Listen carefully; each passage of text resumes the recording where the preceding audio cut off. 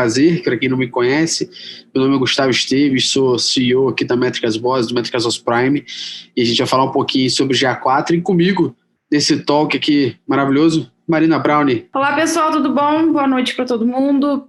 Meu nome é Marina, sou coordenadora aqui na MB, da parte de Insights. É um prazer estar aqui para a gente falar sobre esse novo GA4 que vai dar muito o que falar ainda. Está sendo polêmico já, né? E tende só a aumentar essa polêmica. Aumentar esta polêmica. Nosso intuito hoje aqui, só para a gente alinhar expectativas, é a gente falar um pouquinho sobre o GA4, um pouco da diferença dele para o Universal Analytics em alguns conceitos e critérios. A gente fala de métricas novas que são exclusivas do GA4. Além disso, a gente fala da forma de coleta de dados, alguns principais diferenças, alguns principais relatórios e alguns benefícios do GA4. Depois de a gente discorrer sobre isso, a gente vai abrir o Google Analytics e vai ensinar como ainda criar a conta Universal Analytics para ninguém ficar desesperado. A gente também vai ensinar como criar a conta do GA4 e instalar ela dentro do Google Tag Manager. E, por último, a gente ainda vai dar um overview sobre o GA4, abrindo ele mesmo só na visão web. Beleza? Então, fiquem à vontade, vamos começar o nosso talk aqui agora. Boa noite a todo mundo. Então, a primeira coisa que a gente falar aí, né, desse GA4 é que antigamente ele era chamado de Web App. Antigamente, cerca de um ano, já existia o GA4, era chamado de Web App, e ele é justamente chamado de Web App por conta da união entre esses dois mundos. Então, o maior benefício que o GA4 vem trazer para a gente é a união dos dados do nosso site com a união dos dados do nosso aplicativo. Além desse benefício maior aí que a gente pode falar, também outras questões sobre coleta de dados e benefícios. Então, uma das coisas que, para deixar alinhado desde o início, é que o GA4 pode ser criado só para a versão web ainda. Eu não preciso ter ele web app, beleza? Segundo, para você tirar o maior proveito mesmo desse GA4, é a união desse web app, que depois a gente vai explicar como é que você faz essa união, como é que funciona essa união. Esse é o novo mundo aí do GA4. Então, a primeira questão, diferença assim, absurda que a gente tem que tratar aqui e trazer é sobre a forma de coleta de dados. Para quem já utiliza o Universal Analytics aí, que é o Google Analytics padrão, que possivelmente todo mundo já tem, porque não tem mais o clássico também, né? Ele é 100% baseado no modelo que a gente chama de Session Centric Data Model. Então, é o modelo de dados baseado nas sessões. Quando a gente fala do GA4, o modelo é outro. A gente está falando do User-Centric Event-Based Model. O que é isso? É modelo baseado em eventos centrado no usuário. Então, a primeira coisa sobre esse modelo aqui é deixar bem claro, e a gente vai discorrer já sobre isso para vocês, que é baseado em eventos. Então, hoje, você que está usando o Google Analytics Universal e está acostumado com uma porrada de relatório pronto, com informações já prontas, isso muda totalmente quando a gente fala do GA4. Vou dar um exemplo, tá? Exemplo simples. Quando a gente está falando de conversões no Google Analytics Universal, você pode criar meta, ou você tem transações, se você é um comércio eletrônico, e automaticamente quando você cria meta, ou você tem transações, você pode ir no relatório de aquisição, todo o tráfego origem mídia, já enxergar isso. Por exemplo, no GA4, você vai ter que criar um evento e chamar este evento de conversão.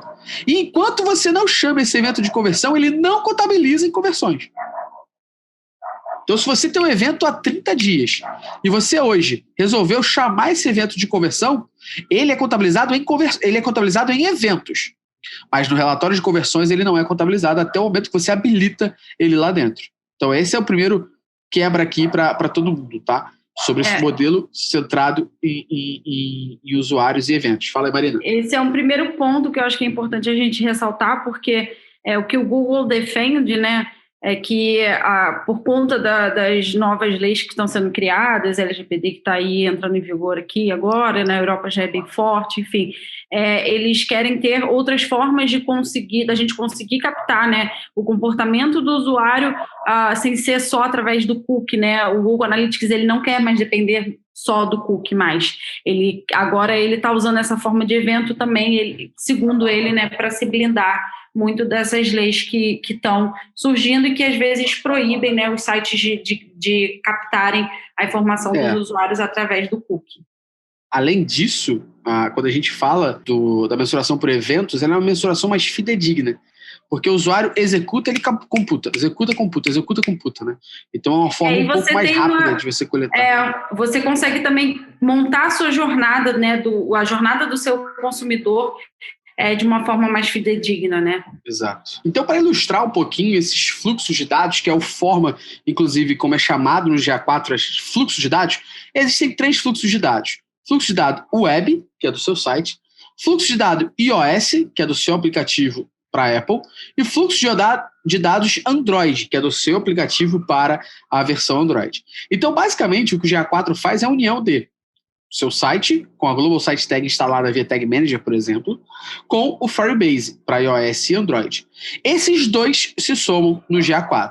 Então, quando você cria, se você nunca teve Firebase Analytics, por exemplo, instalado, e você for criar um GA4, automaticamente ele já cria um projeto no Firebase.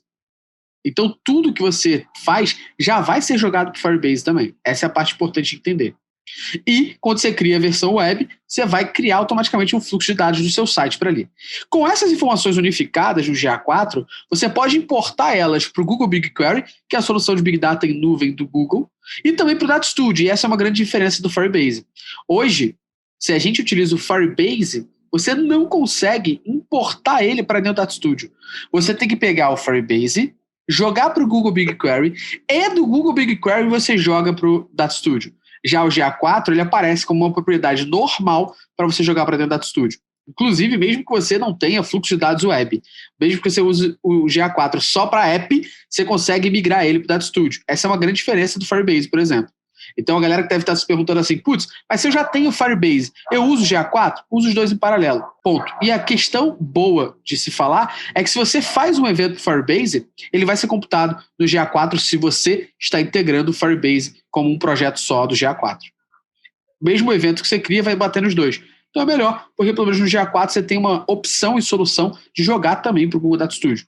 Beleza? Não pense que isso vai livrar vocês de ter que saber o que é BigQuery e SQL, tá? A gente vai falar um pouquinho mais na frente sobre isso, mas nessa nova versão do Google a gente vai precisar sim, nós marqueteiros, né? Vamos precisar nos aprofundar nas ferramentas de banco de dados, né? Isso aí.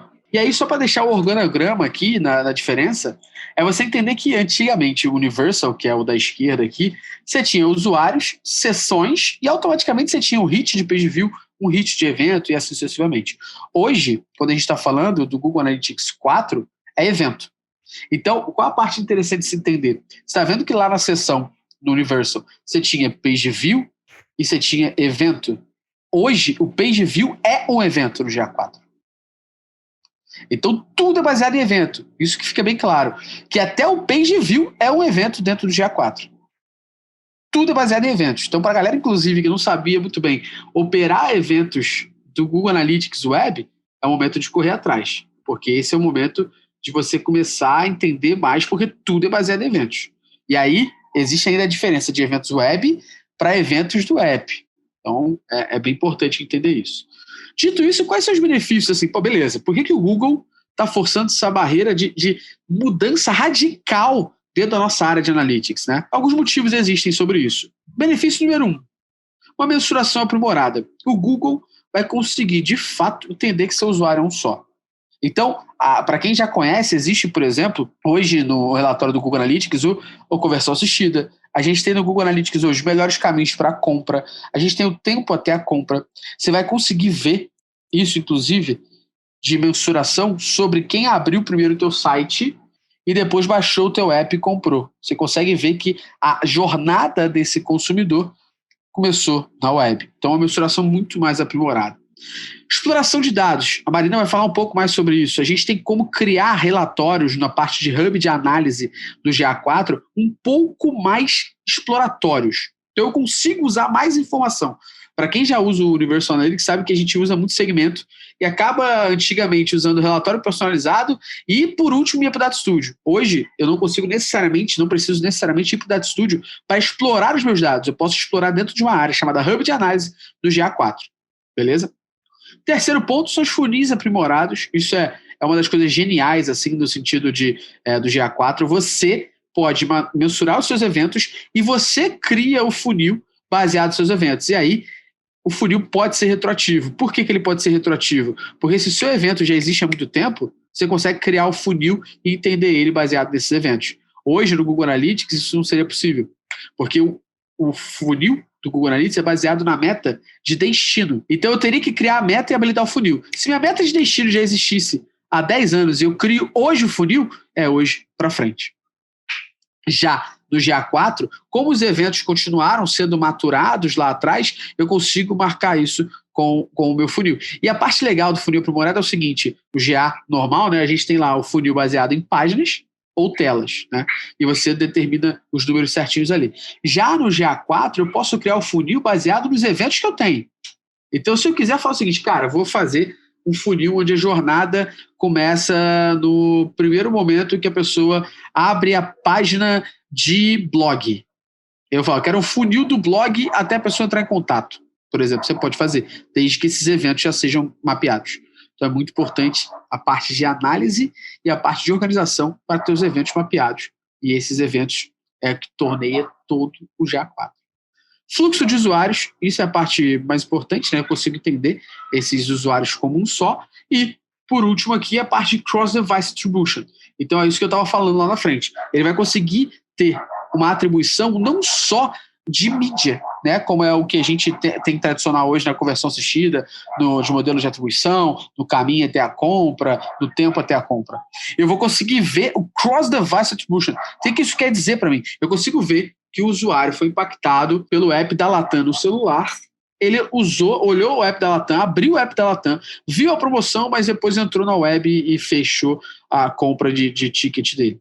A gente vai conseguir ver e entender isso. Já te explica como que ele consegue entender quem são esses dois usuários como um só. Beleza?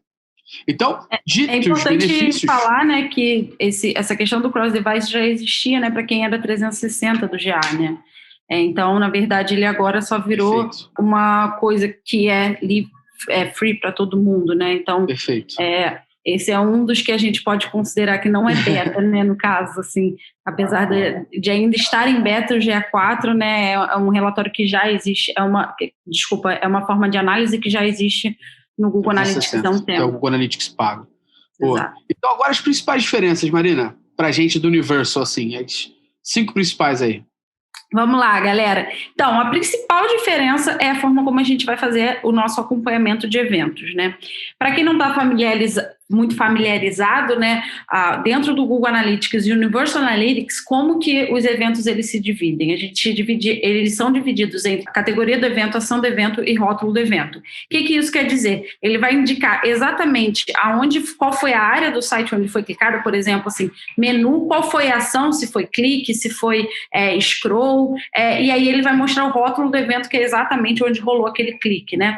Aqui não, acompanhamento de eventos no GA4 ele já funciona de forma diferente. A gente já não tem mais essa parte de categorização, né, do evento de categoria, categoria do evento, ação e rótulo. A gente passa a ter um evento único, né, na verdade, onde você vai diferenciar, né, onde foi o clique dentro do seu site, através de um parâmetro que você vai passar através do seu próprio evento. Então, essa parte de acompanhamento de eventos, né, além de ser o foco principal do GA4, né, a forma como a gente vai usar para analisar os nossos dados, ele também é diferente.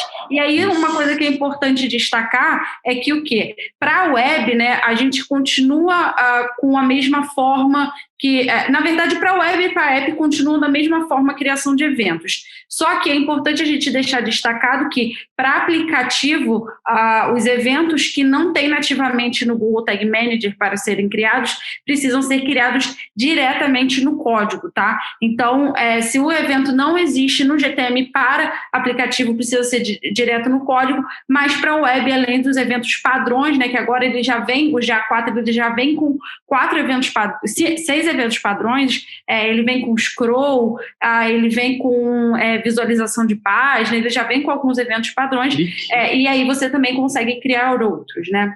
É importante só ressaltar, para quem já utiliza o Firebase, que essa era a visão tradicional do Firebase. Então, hoje, para a app, galera, não sei quantos de vocês estão aqui, se puderem depois falar aqui no chat para a gente ir conhecendo vocês.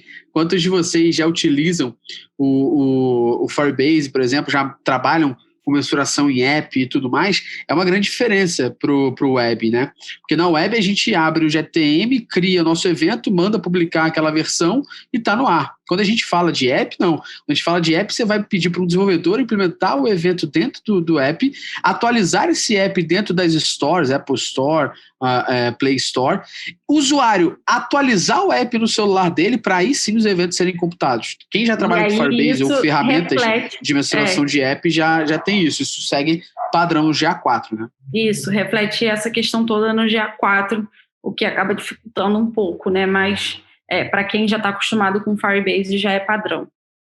Então, a gente passa a ter mais métricas voltadas para engajamento. O que acontece?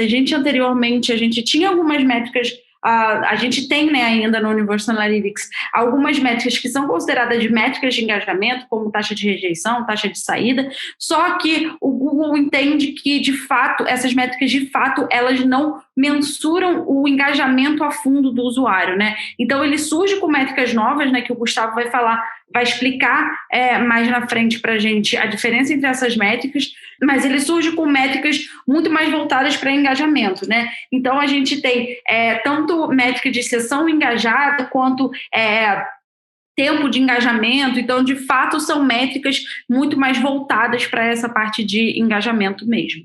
Falando sobre a questão de modelo de atribuição, primeiro, né, vamos desmistificar a questão de que o Google Analytics é last click, né? O Google Analytics e o Universal Analytics não é last click, né? O último clique não direto, modelo de atribuição padrão do Google Analytics e Universal Analytics. E aí, esse modelo de atribuição do Universal Analytics, a gente não consegue mudar ele, né? Ele é o padrão, enfim, a gente não consegue mudar de forma alguma, mas já no GA4 a gente já aparecem para a gente nos relatórios 4 opções de modelo de atribuição para a gente analisar todos os relatórios que a gente tem ali. Então, além da gente deixar de ter um modelo de atribuição padrão que vai ser fixo, né? A gente tem 4 opções de modelo de atribuição. Só que essas opções de modelo de atribuição são diferentes do que a gente estava acostumado a ver anteriormente, né? Então, a gente tem aí como modelo de atribuição o último clique em diversos canais e também último engajamento em diversos canais, ou a gente tem 2 modelos de atribuição que são para priorizar o Google Ads, né? O Google Analytics 4, ele também vem com uma coisa, ele também vem muito forte com a questão do Google Ads, da gente conseguir mensurar melhor, né, o quanto a gente consegue obter de retorno perante o que a gente investe. Então, a gente também tem 2 novos modelos de atribuição, que é o último clique priorizando o Google Ads, ou então o último engajamento priorizando o Google Ads. Então, a gente também tem essa quebra do nosso modelo tradicional de atribuição, que era o último clique não direto. E é importante, a galera que já trabalha com Firebase, desses 4 que a Marina falou, 2 já são disponíveis no Firebase, não mudou. A única coisa que ele fez para esse GA4, ele lançou esses 2 modelos mais baseados em Google Ads. Mas os outros 2 que a Marina comentou já são disponíveis no Firebase também, tá? O 4º ponto é questão de filtro, gente. A gente vai falar também isso um pouquinho mais na frente, mas a gente não tem mais a questão de a nossa hierarquia, né, de contas do Google Analytics, ele deixa de ser aquele padrão que a gente conhece de conta propriedade e vista de propriedade, agora a gente para em propriedade. Antigamente a gente aplicava os nossos filtros, né, nas vistas de propriedade. Agora a gente consegue fazer visualizações de filtros de 2 formas. A gente consegue fazer filtros dentro do próprio relatório do nosso Google Analytics, tá? Que são bem parecidos com... eles chegam, né, quase serem um segmento dali, mas é mais uma filtragem mesmo. E a gente também consegue fazer filtros dentro da propriedade. A gente tem 2 tipos de filtros só lá disponíveis atualmente, que são 2 filtros padrões, que são... filtros onde a gente pode só incluir ou excluir tráfego interno, ou filtro para incluir ou excluir tráfego de desenvolvedor. Tá? Então, a gente só passa a ter só esses 2 tipos de filtro agora, e esses filtros são aplicados nas propriedades do nosso GA. E aí, por fim, né, a gente tem diversos relatórios que eram disponíveis só para o 360, né, porque era o Google Analytics pago, que ainda é o Google Analytics pago, né, mas esses relatórios eles passam a ter para todos. Um ponto aqui também que é importante falar, ainda não existe Google Analytics 360, tá? Atualmente a única coisa que existe é o GA4 mesmo, que todo mundo está tendo acesso, e quando a gente fala, né, sobre o GA360, que é então o Universal Analytics, a gente tinha diversos relatórios como caminho de compra, a gente tinha relatórios como decisão de segmentos, a gente tinha os relatórios de até mesmo a criação do funil, como o Gustavo falou, que agora é mais dinâmica, isso já existia anteriormente no 360 e, na verdade, só foi replicado para esse GA4. O que a gente está trabalhando aqui na Métricas falando que o GA4 ele é agora uma versão freemium, né? Por quê? Porque ele te dá benefícios do 360, mas te dá limites. Por exemplo, uma coisa que a gente não mencionou aqui, mas é importante destacar, é que o Google Analytics Universal, você tem limite de hits, limite de 10 milhões de hits a cada 30 dias e limite de, se não me engano, 500 mil hits por dia. E também tem um limite de 100 mil por hora, uma coisa mais ou menos assim. Então, hoje, o GA4 ele trabalha com uma limitação um pouco diferente. Então, a galera aí que muitas vezes trabalha com Analytics não gosta de pensar num plano de mensuração, não gosta de pensar no que quer medir, fala assim, mede a porra toda, essa galera tá ferrada. Porque agora você tem um limite de 500 eventos dentro do Google Analytics 4. Você não pode mensurar mais de 500 eventos. O que eu faço se quiser mensurar mais de 500 eventos? Pague aluguel. Você vai ter que pagar o primeiro plano do Google, do Firebase, por exemplo, que é o plano Spark, mais ou menos custa $9, algo do tipo assim. Então ainda isso está meio nebuloso. E também outra questão possivelmente pela quantidade de dados que você manipula dentro do GA4, pode chegar no limite de amostragem. Chegando nesse limite de amostragem por conta da velocidade de carregamento e tudo mais, você vai ter que usar também o Google BigQuery para manipular os seus dados. Então, por isso que a Marina falou da questão de aprender mais sobre bancos de dados SQL. Tá? E aí, Marina, falando dessas principais diferenças, vamos entrar aqui rapidinho nos limites aí, né? Isso aí. Então, aproveitando esse gancho aí do BigQuery, né, a gente tem aqui um problema muito grande. A gente, no Universal Analytics, consegue configurar para que os nossos dados eles não expirem nunca, só que no GA4 a gente só tem duas opções, na verdade. A gente só pode colocar para expirar após 2 meses ou após 14 meses. Então, por mais que a gente coloque o tempo máximo, né, que são de 14 meses, na verdade, um tempo curto, né, para a gente fazer uma análise, dependendo da análise que a gente quer fazer. Então, para a gente não perder o nosso histórico, né, a gente vai ter que passar a alimentar o nosso BigQuery, né, através do Google, para a gente conseguir ter no nosso banco de dados os nossos dados, o nosso histórico, né? E aí entra a questão de que, infelizmente, temos que todos aprender BigQuery e SQL para que a gente possa, se a gente for fazer uma análise hoje, por exemplo, né, comparando o Black Friday 2020 com 2018, se a gente estivesse num cenário de GA4 já 100%, a gente não conseguiria, né? Então, vira um problema para a gente, né? Mas que, enfim, tem essa resolução do BigQuery. E aí o próximo ponto aí, né, que a gente tem também é que o GA4 ele ainda não tem a configuração do comércio eletrônico avançado. A gente tem o comércio eletrônico, dá para a gente ter informações de venda, só que não tem ainda o famoso enhancer de e-commerce, né? Ele só está disponível ainda para o Universal Analytics. O que o Google diz é que ainda vai entrar, né? O Google, né, como ele tem falado, ele está soltando aos poucos, né, as novas versões, as novas configurações, até para que a gente mesmo, né, eu acho, a gente não tome um susto muito grande e todo mundo desista de usar a ferramenta. Então, por enquanto, o enhanced de e-commerce ainda não existe, mas vai ter daqui a algum tempo, sim.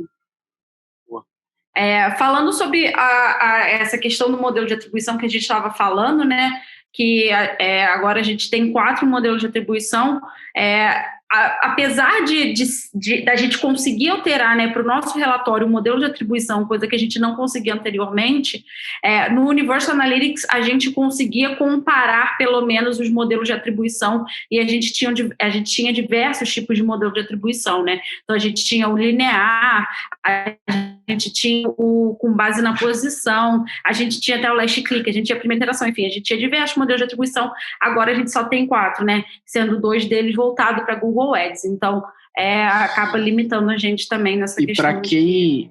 E para quem já usa o modelo Data Driven Attribution, lá do Attribution Project, você ainda não tem o Attribution Project para o GA4.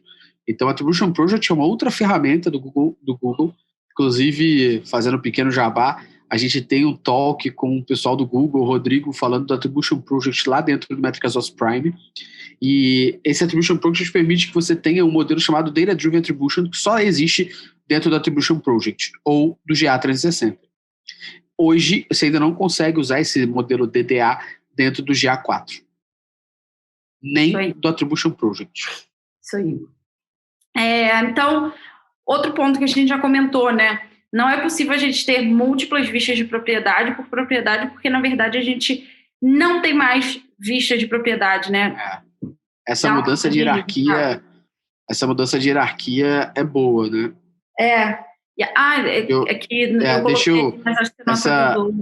Relaxa, essa mudança de hierarquia é basicamente o seguinte, né? Hoje o Google Analytics é baseado em conta, propriedade e vista. Então, conta, por exemplo, Métricas Boss, propriedade, os sites que a Métricas Boss mensura, né? Então, Métricas OS Prime, o nosso site institucional, e a vista de propriedade era uma forma que a gente conseguia criar até 25 visões sobre o nosso site. Então, eu tinha lá a minha vista todos os dados do site, que tem todos os dados, mas eu poderia criar outras visões sobre o meu site com filtros aplicados. Então, eu posso, por exemplo, criar uma visão do meu site somente do Métricas OS Prime da versão da área logada. Então, eu consigo ter 2 versões, uma todos os dados e outra, uma visão só de quem está logado. Isso permitia, para mim, a ter uma visão do meu site somente de quem de fato é membro do meu produto, ou seja, de fato quem é assinante do meu produto. Hoje, eu não tenho essa visão de vista de propriedade. Então, eu vou ter que aplicar segmentos ao meu GA4 baseado nos meus eventos. Então, de novo, eu vou ter que criar um evento de aluno assinante e aí eu vou criar um segmento no GA4 de todo mundo que é assinante. Ou seja, esse status, esse evento foi disparado para essa galera. Com isso, eu consigo ver. Ou, por uma outra forma que a gente vai falar já, que é o User ID. Isso aí. E aí, por fim, né, o que a gente tem de questão de limitação é a parte de armazenamento no BigQuery, porque apesar, né, do BigQuery ter a versão gratuita, é uma versão muito limitada. Então, é o famoso freemium, né? A gente, em algum momento, vai ter que acabar pagando pelo BigQuery, querendo ou não. Então, pelo fato da gente não conseguir armazenar um longo período de tempo, né, dentro do nosso próprio GA, a gente vai ter que passar a armazenar os nossos dados dentro do BigQuery, e com isso a gente acaba entrando nessa limitação de que provavelmente a gente vai ter que pagar, sim, algum plano do BigQuery. E aí a gente entra agora num dos grandes diferenciais assim, dentro do GA4, são 4 métricas novas, que são exclusivas do GA4. Então, se você não usa o GA4, não vai para o universo essas métricas, vão ser exclusivas do GA4. A primeira delas é a métrica de sessões engajadas. O que são sessões engajadas? Para quem não lembra ou quem não sabe, o Google Analytics tem ele tem uma métrica chamada taxa de rejeição, bounce rate, que mede o usuário que naquela sessão saiu sem interagir. E para o Universal Analytics, por padrão, a interação é o fato do usuário ter trocado de página. Logo, o usuário que entra no seu site, fica numa página só, aperta o X, vai embora, ele gerou o bounce, gerou a rejeição. Agora, quando a gente está falando do GA4, ele tem uma métrica aprimorada, que são as sessões engajadas. O que as sessões engajadas fazem para a gente? Se o usuário, naquela sessão, fica no teu site por mais do que 10 segundos, ele vai dizer que a sessão engajou. E não existe mais taxa de rejeição. Essa métrica, taxa de rejeição, não existe mais. Então, esse é um grande ponto. Para você entender mais ou menos a sua rejeição, é uma métrica que muita gente olha e tudo mais, você vai ter que ver as sessões que engajaram e as sessões que não engajaram. Então, ao invés dele contar a interação como troca de página, ele conta a interação agora como usuário que ficou no site ou no app por pelo menos 10 segundos.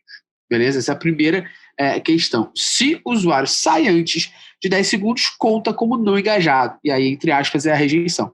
Mas a métrica rejeição não existe mais. São sessões engajadas e sessões. Beleza?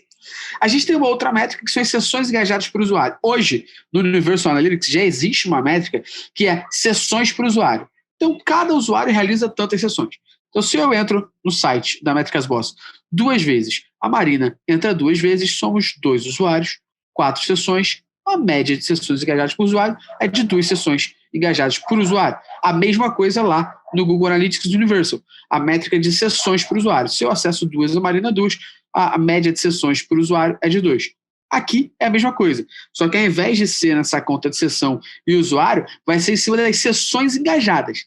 Então, aquelas sessões que navegaram por mais de 10 segundos. Então, se o Gustavo acessa 2 vezes, numa, ele não engaja, na outra ele engaja, você tem uma sessão engajada por usuário. Essa é uma métrica muito parecida com o que já tem no GA hoje sobre a parte de usuário por sessão por usuário, mas é uma métrica também inteligente.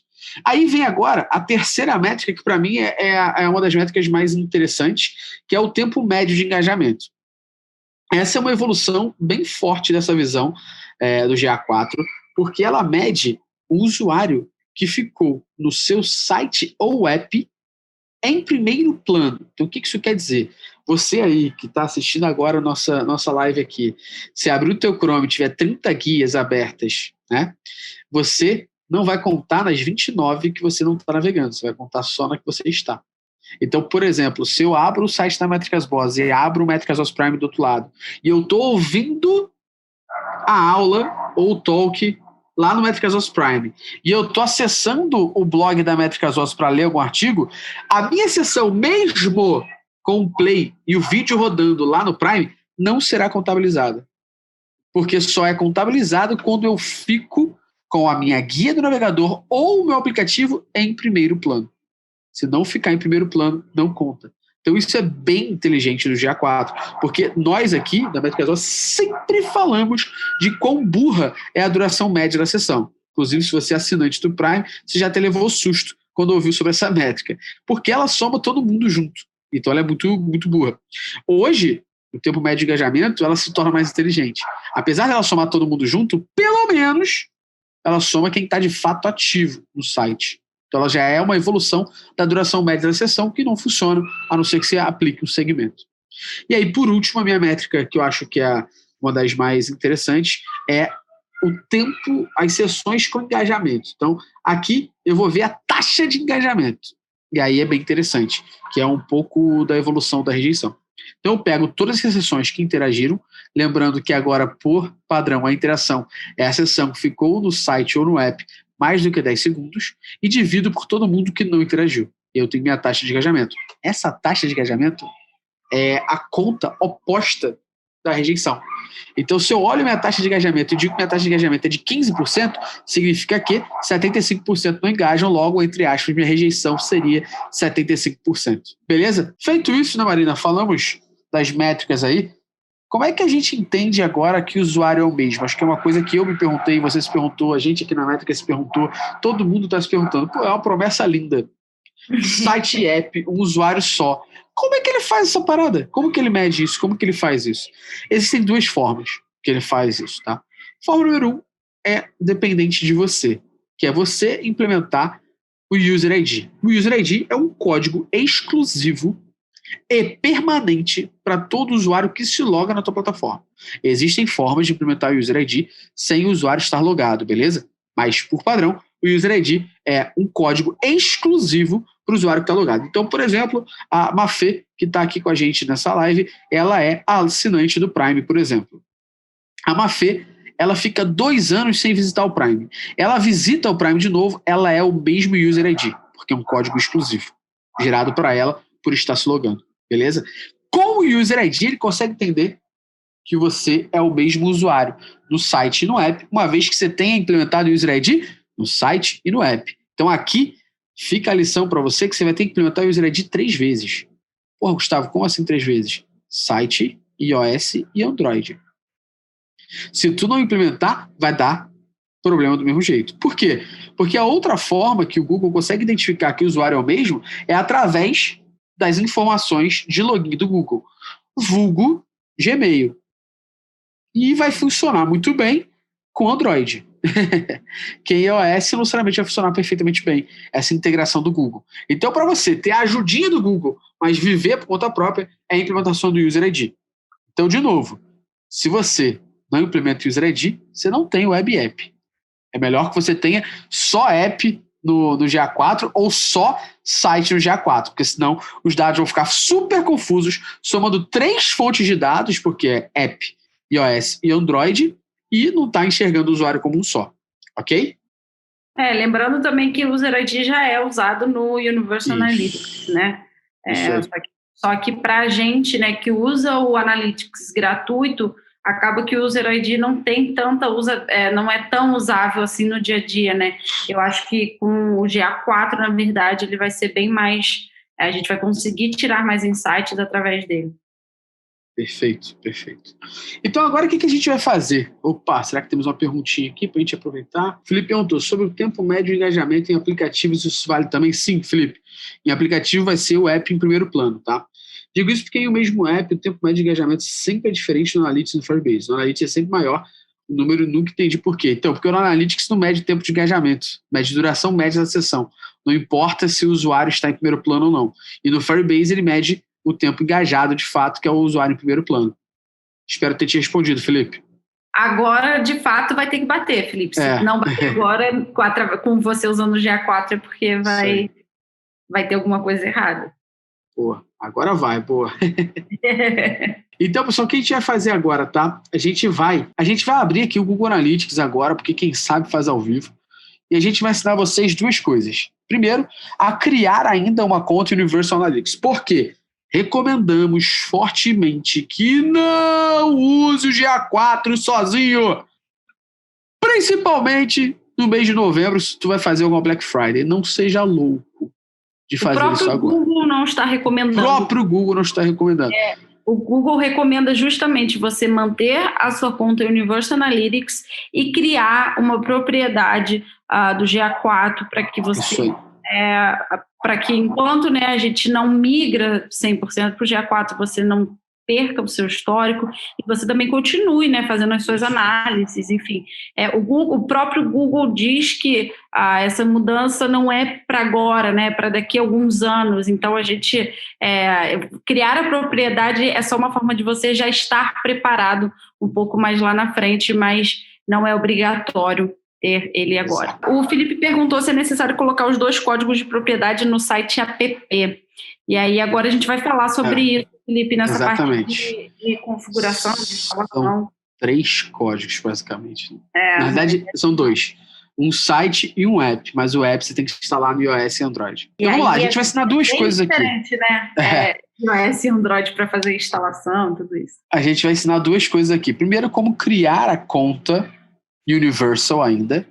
Depois a gente vai ensinar como criar a conta do GA4 e a gente vai ensinar como criar essa conta do GA4 para web e você instalar ela via Tag Manager, e a gente também vai ensinar como você faz para importar a tua conta do Firebase para esse GA4. Então vamos lá. Primeiro aqui, criar uma conta. Você vai ver que obrigatoriamente já é GA4, tá?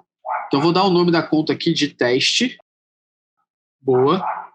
Ele vai perguntar aqui as informações que ele sempre pergunta. A gente recomenda que você deixe essas 2 opções desmarcadas.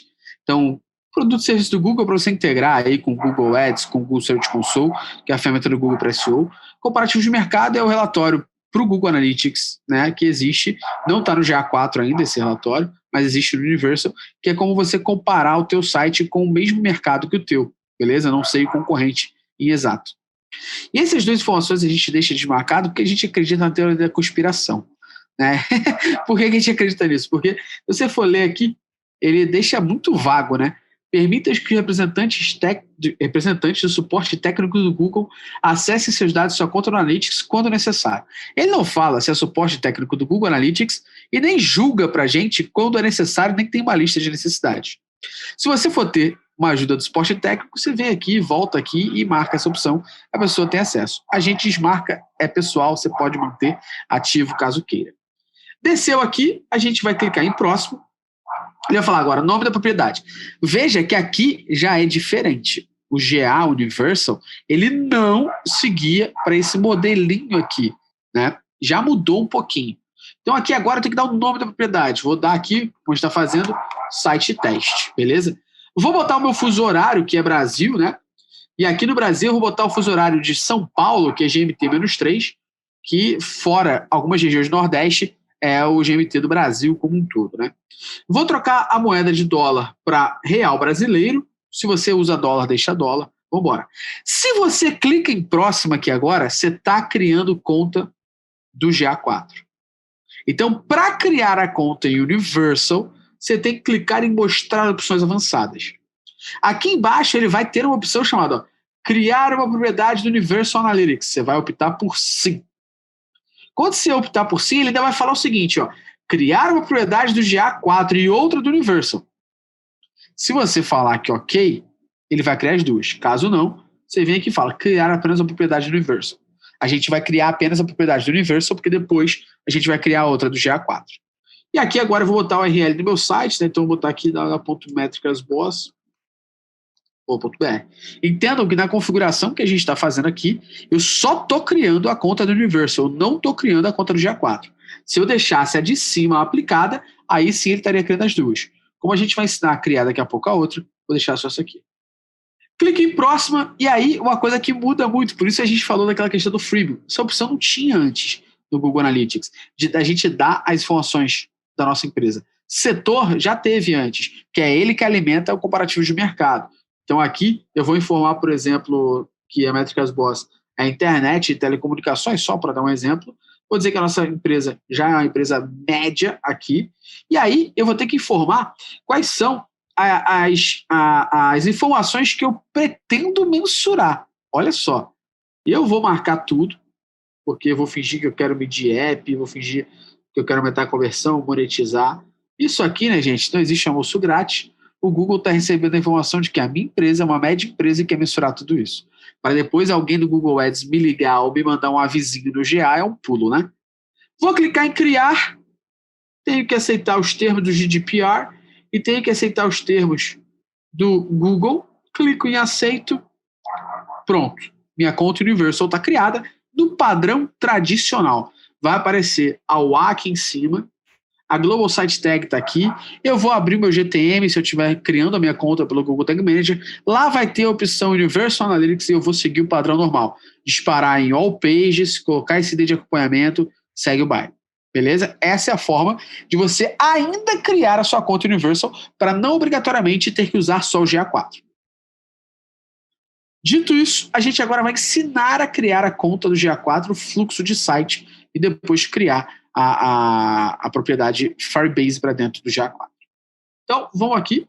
Vou dentro dessa parte do meu site aqui, eu já posso criar uma propriedade para seguir a mesma conta. E aí, de novo, já é padrão o GA4. Eu vou dar o nome aqui agora de GA4. Fuso horário Brasil. Ó, o nome, inclusive, ele tem que deixar, ele pede um nome um pouquinho maior. Eu estava até reparando isso. Você não pode deixar um nome pequeno para a propriedade. Brasil, fuso horário São Paulo, de novo. Moeda real brasileiro. Próxima, dei próxima, já é Google Analytics 4. Pronto. Selecionei setor, vou botar aqui de novo lá. O que a gente tinha informado, média empresa, eu quero mensurar a parada toda, estou flegando todas as opções. De novo, se você me perguntar por que o Google está pedindo isso, única e exclusivamente é para obter informações privilegiadas e entrar em contato com a gente. Né? Cliquei em criar, pum, vou ter que assinar lá as informações, nem preciso, ó, vim direto para cá, onde eu tenho agora 3 fluxos de dados. Eu tenho o fluxo de dados iOS, o fluxo de dados Android e o fluxo de dados web. Então, entenda, eu criei a propriedade, ele não me deu UA nenhuma. Por quê? Porque agora eu vou ter que criar 3 fluxos de dados. O primeiro fluxo de dados que a gente vai ensinar aqui é o fluxo de dados web. Cliquei, ele vai pedir meu site, viu que lá antes ele não pediu, então aqui agora eu vou marcar .metricasboss.com.br. Vou dizer o nome do site aqui, né? É GA4 Web. Automaticamente, ele já deixa flegado uma opção chamada métrica otimizada. Ele automaticamente já vai criar para mim esses eventos aqui, que são evento de pesquisa no site, download de arquivo, engajamento de vídeo, visualização de página e scroll. E se eu clicar aqui nas configurações avançadas, você vai ver que todos estão marcados. São todos os eventos que ele cria por padrão. Page view, rolagem, clique de saída, pesquisa no site, engajamento e download de arquivo. Dito isso, eu clico em criar fluxo, ele vem agora para mim uma outra informação totalmente diferente, que não é mais o A. O código, inclusive, é GTH, totalmente diferente. Eu vou clicar aqui agora, copiar essa parada, e eu tenho que agora ir para o Tag Manager para poder, dentro do Tag Manager, ali já tem até um próprio... esqueci a palavra, gente. Atalhozinho aqui embaixo. Isso. Ele já tem até as instruções, enfim, ele já dá tudo certinho. Se você não tem o Google Tag Manager, ele te fala ali como instalar através do site tag. Então, ele dá o passo a passo, é bem tranquilo mesmo. É como então, eu achar tudo do Google muito intuitivo, né? Eu acho que ele está muito mais intuitivo agora, essa parte de configuração, né? Que para muita gente era muito complicado. Exatamente. Então, aqui, quando eu abro agora o meu Tag Manager, tá? Eu vou pegar uma conta nova, vou criar uma conta do Tag Manager muito rapidinho aqui, só para a gente pegar. Então, eu vou pegar uma conta da Métricas mesmo, rapidão, só para a gente usar. Vamos lá, configurações do container, pá. Deixa eu entrar aqui nas versões. Então, essa é a minha versão do meu container da Métricas Boss. Vou abrir meu Workspace. E aqui eu estou no meu GTM da Métricas Boss. Então, eu quero criar uma tag. Eu venho em tags aqui, né? Dentro dessas tags eu vou ter todas as tags já criadas do GA. Eu vou só trocar minha conta, porque eu estou na conta que não tem como publicar. Só trocar a conta rapidinho aqui. Então, beleza, deixa eu abrir aqui de novo a conta da Métricas. Sim. Pronto. Métricas Boss. Vou abrir aqui e vou criar uma tag nova. Nova tag aqui em cima. E aí, ó, Tag Configuration. Cliquei, automaticamente já tem aqui, ó, GA4 configuração. Universal Analytics, GA4 configuração e GA4 evento. Vou clicar em GA4 configuração, né, porque é esse que a gente está instalando. Cliquei, ele automaticamente já pede para mim, ó, o código, que é o código que eu tenho lá naquela outra página. Cliquei nesse código, ele vai perguntar para mim, ó, qual é o trigger, onde ele aciona esse código. Como eu estou falando aqui, né, para o meu GA4, eu vou botar no Page View e vou botar também só no Page View aqui, porque é o GA4 normal de web, tá? O outro era apenas links. Cliquei em Save, vou ter que dar o nome. Google Analytics GA4 Fluxo Web. Cliquei em Save. Pronto, está salvo o meu código do Google Analytics GA4 Fluxo Web.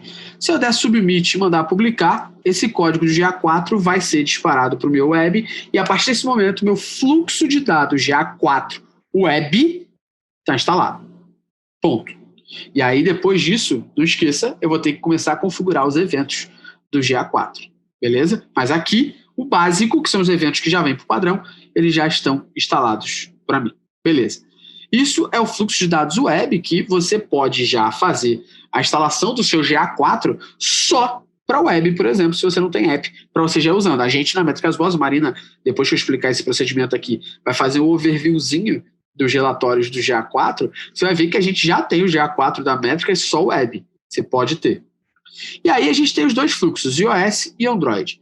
Se eu aqui venho em qualquer um desses fluxos e eu quero criar um fluxo iOS, por exemplo, eu posso criar o fluxo todo como se eu estivesse criando uma conta no Firebase. Ou eu posso pegar o meu projeto existente do Firebase e jogar para cá. Então, a primeira coisa que eu tenho que ir é para o meu Firebase. E aí, se você já tiver acesso ao Firebase, né, você pode ir para ele. Inclusive, falando em conta demonstração, só para falar para vocês, ainda não existe a conta demonstração do Google, né, que a gente usa bastante, o Gustavo para dar aula, principalmente. Ainda não existe o GA4 para a conta de demonstração. Isso. Deixa eu só ver se eu vou conseguir achar a conta demos. Não trocar a conta aqui, que acho que está na minha conta mesmo, Gustavo. Tá aqui, ó. Firebase Demo Project. Boa. Então eu estou dentro de um projeto de demonstração do Firebase normal. Isso é do Google, de um joguinho que o Google tem, tal, tudo mais. Então estou aqui normal, ó, dentro do Firebase. Dentro desse Firebase tem aqui a opção de configurações do projeto. Quando eu clico em configurações de projeto, tem uma opção chamada integrações. E aqui dentro de integrações vai ter a opção, ó, integrar com o Google Analytics. Se você seguir esse exemplo, aqui inclusive ele já fala, ó, relatórios gratuitos e limitado até 500 eventos. Então aqui, se eu clicar em visualizar link, já está ativado, ele automaticamente já sincronizou o meu projeto do Firebase iOS e Android para dentro do meu GA4. E assim, agora eu passo a ter os 3 fluxos: fluxo web, fluxo UX, fluxo Android. Se você não possui um Firebase, você vai ter que criar o teu fluxo iOS e o teu fluxo Android. A gente não vai criar aqui agora, porque tem muita informação que você tem que dar. Então você tem que dar o ID do seu pacote do iOS, o nome do aplicativo, o ID da App Store, você tem que criar um projeto no Google Cloud, você tem que fazer o download desse arquivo de configuração, adicionar o SDK do Firebase, ou seja, quando você criar essa conta de GA4 aqui, você está criando um projeto no Firebase, para depois adicionar esse código dentro do teu app, e aí sim ele verifica a instalação e diz para você que a tua conta e o teu fluxo iOS e Android estão feitos. Beleza? Então aqui a gente entendeu como criar a conta Universal, como criar a conta GA4, como criar o fluxo web, como importar o fluxo Firebase e como criar aqui o fluxo iOS e Android. Tá? Então agora eu vou passar aqui, vou parar de compartilhar, vou deixar a Marina compartilhar para a gente não precisar ficar mudando. E a Marina agora vai dar um overview para vocês sobre o GA4, beleza? Aí. Marina vai abrir o GA4 e rodar os relatórios aqui para vocês conhecerem um pouquinho. Estamos vendo aí. Perfeito. Vocês já estão vendo aí? Perfeito. Beleza. Então, vou dar só um overview rápido, tá, pessoal? De como que tá, né, o GA4, os relatórios do GA4. E aí vou começar pelo relatório de tempo real, né? A gente estava acostumado no Universal Analytics de ter ali aquele acompanhamento de fato, tempo real, quantas pessoas estão ali no site, né? Tinha ali, na verdade, podia ter uma diferença ali de segundos, né, para captar o acesso, só que aqui no GA4, o tempo real, na verdade, ele só dá dos últimos 30 minutos, ele não dá, de fato, o tempo real. Para quem já usa Firebase, né, já está acostumado com esse tempo real, porque esse tempo real é igualzinho do Firebase, que também é baseado nos usuários nos últimos 30 minutos. Não, agora, então, não mais a gente vê aquele tempo real de fato, né, a gente vê os últimos 30 minutos, que, assim, o relatório de tempo real é óbvio que ele é muito interessante de ficar sendo acompanhado, né, mas também não é um relatório que nos traz grandes insights. Então, aqui, na verdade, ele consegue até mostrar números mais representativos para a gente, né, de como está sendo, por exemplo, no nosso dia, né, como é que está sendo os acessos no nosso site, né. E tem uma coisa bem legal que a gente já fez aqui na Métricas, que foi abrir a conta Universal Analytics e a conta GA4, e a gente abriu com um theme source criado, né, aquele traqueamentozinho. E lá no GA Universal pegou o traqueamento em tempo real, delayzinho de segundos, e no GA4 realmente não pega. Delay de 30 minutos. Só foi ver depois, né, Gustavo? Uma coisa que, né, agora entrando aqui nos relatórios, né, a gente passa a ter, na verdade, 4 grandes relatórios. A gente continua tendo 4 grandes relatórios, mas agora são completamente diferentes, né? A gente tem um chamado ciclo de vida, outro chamado usuário, outro só para os eventos e um chamado explorar.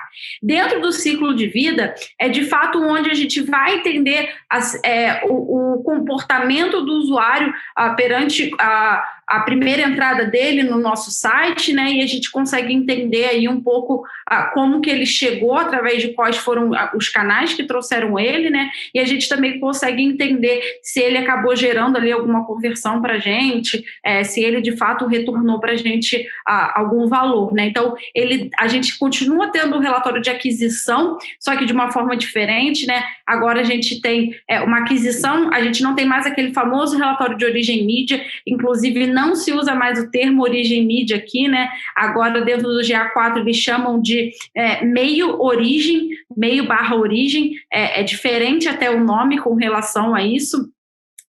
Aqui, né, a gente vê, mídia/origem do usuário, na verdade.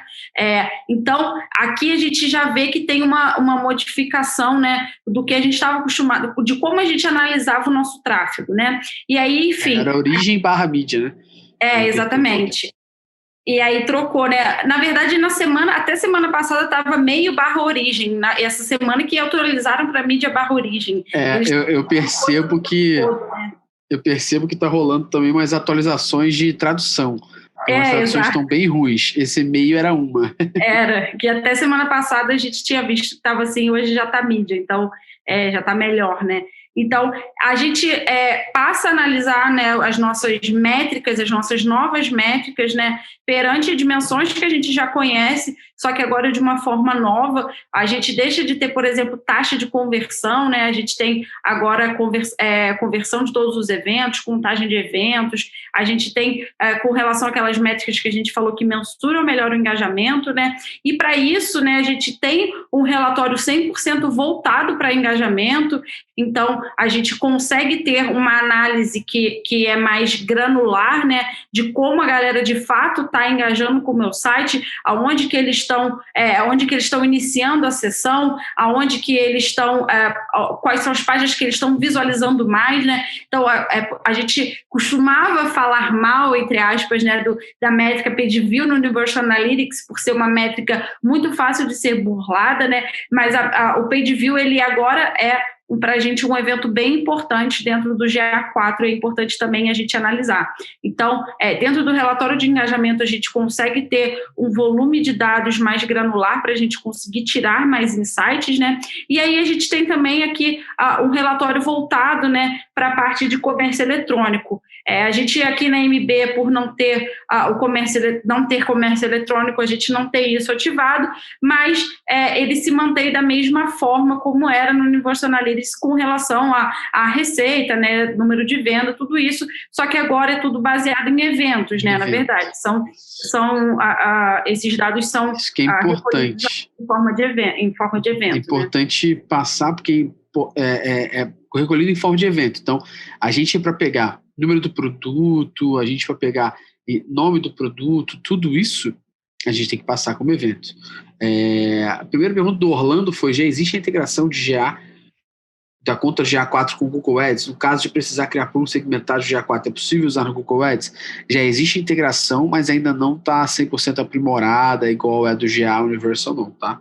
E a Karine fala: como ativo o relatório de comércio eletrônico? Karine, existe, igual no Google Analytics Universal, você tem que instalar um outro código, né? Então, dentro do teu SDK do aplicativo, você vai botar uma atualização, e dentro da tua conta de web, você vai ter que instalar também a parte de comércio eletrônico.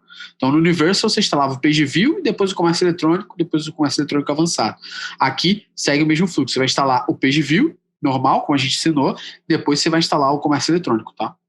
Lembrando que o comércio eletrônico no GA4, ele só vai funcionar se você tiver a Global Site Tag implementada, tá? Se você ainda não tem ela implementada, que, na verdade, antigamente não era um padrão, né? A gente instalar a Global Site Tag, agora se você ainda não tem, ela precisa ser instalada para você conseguir ativar o comércio eletrônico. E aí, a gente tem, né, que por fim, nessa parte de ciclo de vida, né, que a gente entende de fato o usuário que entra no nosso site, quanto tempo ele demora para voltar, né?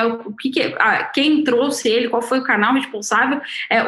A última análise que a gente tem aqui com relação a esse ciclo de vida do nosso usuário, né, é o famoso relatório de coorte, né, que era muito pedido para o Google Analytics, chegou a entrar em beta no Universal, mas não foi um relatório que foi para frente, né? A gente não conseguiu ver aí grandes feitos com relação a ele, mas e ele era, para o Google 360, ele era um relatório que de fato funcionava, e aí esse relatório também migra agora para o GA4 de uma forma mais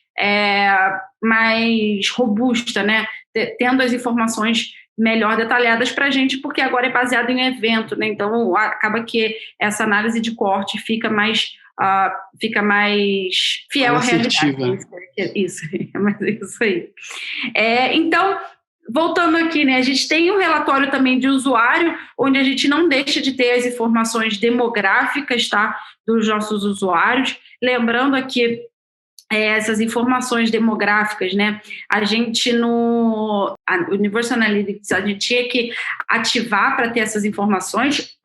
Aqui ela já vem automaticamente, né? Porque é por evento, e aí ele dá também uns detalhes demográficos, mas ainda não é nada muito aprimorado, né? A gente ainda não consegue ver de uma forma tão granular quanto a gente via no Universal Analytics, né? A gente consegue ver aqui, né?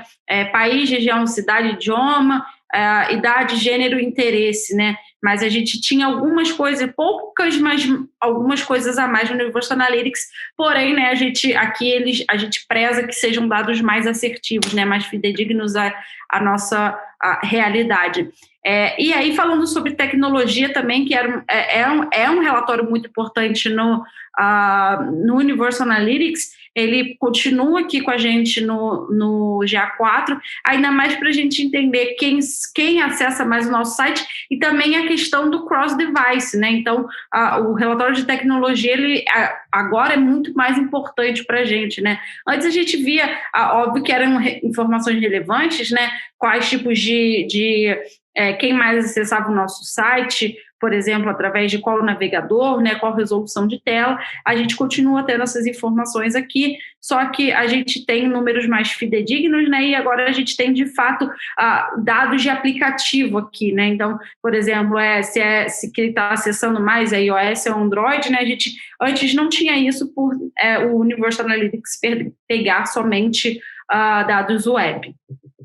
E aí, entrando dentro do relatório de eventos, né, a gente pode considerar esse talvez o relatório mais importante, assim, né, porque é aqui onde a gente vai criar os nossos novos eventos de conversão e onde a gente vai ter os dados com relação a eles, né. E aí, quando a gente fala para criar um novo evento de conversão, né, a gente vai criar ele aqui, mas, na verdade, ele precisa ser criado dentro do GTM, como a gente falou anteriormente. Para a web continua funcionando da mesma forma, para aplicativo também funciona da mesma forma como era para o Firebase. Os eventos que já tem no Google Tag Manager, eles são padrão, a gente consegue implementar. O que não tiver no Google Tag Manager para aplicativo precisa ser direto no código, né, Gustavo? Como a gente já implementou esses 3 eventos no Métricas Boss, a gente teve isso aqui, tá vendo? Evento existente. Tem uma opção ali chamada marcar como conversão. Então, todos os eventos que você cria vêm para essa lista de eventos e tem esse opcional ali, marcar como conversão. Se você dá essa opção ali, marcar como conversão, ele automaticamente passa a aparecer nas conversões. Exato, perfeito. E aí é onde a gente vai contabilizar de fato venda, ou até mesmo conversão, que não necessariamente é uma venda, mas downloads, coisas que a gente contava antigamente como meta, né? Agora tudo é conversão. Inclusive, a gente não tem mais meta no GA4, até porque era uma configuração que a gente fazia a nível de vista de propriedade. Então, a gente agora não tem mais as metas, tudo é conversão. Tanto venda tanto leitura de uma página de um blog, por exemplo. E aí a gente chega nesse relatório explorar, que é o relatório que a gente tem dentro dele, relatório de análise, que tem o famoso hub de análise. Esse, para a gente, é a principal de mudança, assim, para a gente internamente, MD, digo porque a gente usa o Google Analytics para tirar insights, né, olhar os dados e gerar insights. Aqui a gente se depara com um universo novo, entre aspas, que é o quê? A gente consegue montar os nossos próprios relatórios. Então, como o Gustavo estava falando anteriormente, né, a questão do funil. O funil agora, eu posso configurar ele da forma como eu quiser ver, e ele é retroativo. Então, por exemplo, se eu não quero ver, se eu quero ver só o carrinho, eu vou colocar aqui as etapas só do carrinho. Mas se posteriormente eu quiser ver as etapas do meu site como um todo, né, que entrou na home, foi para a página de produto, enfim, eu consigo alterar isso aqui na mesma hora. Antigamente não, a gente tinha, né, enfim, é um modo de dizer, mas no Universal Analytics, o que a gente tinha era um funil, né, a gente tinha aquele funil de meta que, como eu disse, meta não tem mais, mas aquele funil de comportamento de compra, o comportamento de checkout, a gente fazia uma configuração prévia, né? E a gente, enfim, para alterar, teria que alterar toda a configuração do funil. Aqui não, aqui a gente consegue colocar segmento, a gente consegue colocar as etapas que a gente quer visualizar, a gente consegue aplicar as dimensões que a gente quer ver e as métricas também, e aí a gente passa a ter, né, relatórios que são montados por nós mesmos. E aí eu acho que entra o desafio para quem, de fato, faz análise de dados, né? Que é a gente conseguir montar os nossos próprios relatórios. Aqui eu acho que o Google ele dá muita liberdade para a gente, o que acho que de início vai ser difícil, né, para a gente conseguir entender o que de fato vai fazer sentido analisar aqui junto, né, dentro do funil, dentro do fluxo de páginas, tudo isso. Só que ele dá mais liberdade para a gente, acaba que a nossa análise também fica muito mais completa, né, o fato da gente não ficar preso a uma configuração pré-existente. E aí, Exato. Uma coisa que é bem interessante é que a gente não só o funil, né, que a gente consegue fazer, consegue configurar, né? A gente consegue configurar todos esses relatórios que tem aqui já, que eles vêm, entre aspas, pré-prontos, né? Mas que a gente que vai falar para ele o que a gente quer ver. Então, por exemplo, quando a gente está falando sobre esse relatório de sobreposição de segmento, a gente colocar, por exemplo, né, entender como que funciona quem acessa via mobile no meu site, quem acessa via desktop, e se tem alguma interseção entre eles, né? Aqui não tem o segmento, vou colocar aqui um segmento novo, só para vocês verem como é que funciona. Então, por exemplo, eu vou colocar aqui categoria do dispositivo, desktop, pronto. Vou colocar só um nome aqui, desktop. Vou dar um salvar. E aí, a gente vai ver, por exemplo, qual a interseção, né, que existe entre a galera que acessa o meu site, tanto mobile quanto desktop. E aí, o primeiro passo, né, para a gente já começar a nossa análise e entender, por exemplo, a questão do cross-device, né? Se a galera tende a entrar primeiro pelo desktop e converter no mobile, ou vice-versa, como que acontece isso, né? E aí, esse relatório, ele puxa para um outro que é importantíssimo, que é o relatório de análise de caminho. Então, a partir do momento que a gente vê que tem alguma sobreposição entre os segmentos, tem alguma interseção, né? Como que a gente faz para analisar isso mais a fundo? A gente vai ter que analisar ele dentro do análise de caminho. Esses relatórios sobre posição de segmento, análise de caminho, eles já tinham no Google 360, né? E agora eles ficam disponíveis no GA4 gratuito para todo mundo. Então, funciona da mesma forma, né? A gente deixa de ter aquele fluxo de comportamento que a gente tinha no relatório de comportamento, que também era uma configuração que a gente fazia anteriormente, né? Da forma como a gente queria ver. Enfim, mas a gente não podia ali na hora modificar as informações que a gente estava vendo, né? Por exemplo, o caminho de compra do cara, a gente não conseguia ter tanta granularidade de informações assim, e aqui a gente consegue ter, porque a gente consegue ver de fato o caminho que a gente quer ver, né? A gente monta o caminho que a gente quer ver e a gente consegue entender de forma mais aprofundada, né?